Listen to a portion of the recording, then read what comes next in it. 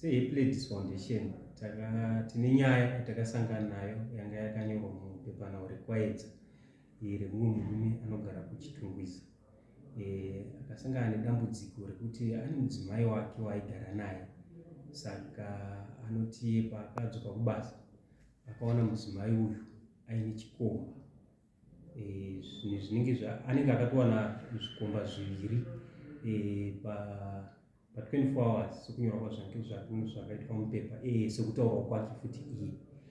Saka chiitiko ichi chaitika, murume uyu akazoedza kuti ade kugadzirisa nyaya yacho, aida kutaura nemudzimai wacho, asi hazvina kuzofamba zvakanaka. Zvakazosvika pastage yekuti mudzimai uyu azoita sekuti zvimwe angada kudaro auda kuzviuraya.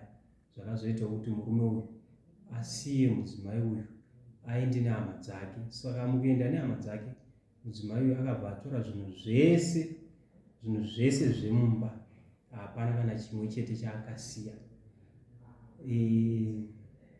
Chiitiko chakatibata isusu seHappy Foundation, sekuti donzvo redu isusu nderekutarisawo munharaunda dzinogarwa navanhu vakasiyana siyana, tichionawo vanhu vanenge vachitambudzika tichivabatsira. Saka chiitiko ichi chaitika, zvakatibata, ende takabva tataura naye.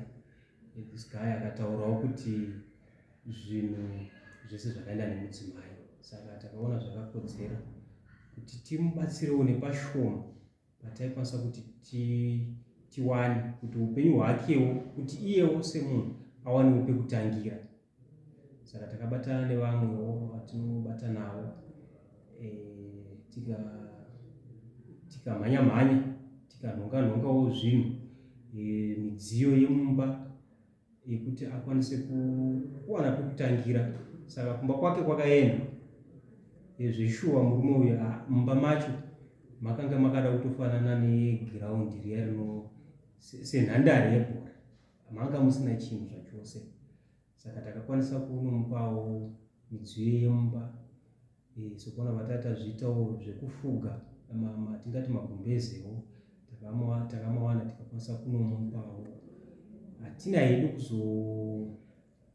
kuzowana kuti timupe zvinhu zvihombe, because murume ukutaura kuno anotorara pasi pafloor, zvinhu zvatinoziva kuti hazvina kujairika, especially munhu achishanda ende achigara munzvimbo yekuHarare.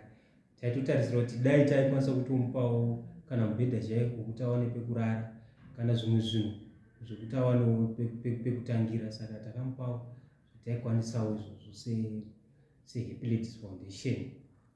Saka iri nderimwe remaproblems atinosangana nawo atinenge tichibatsira vanhu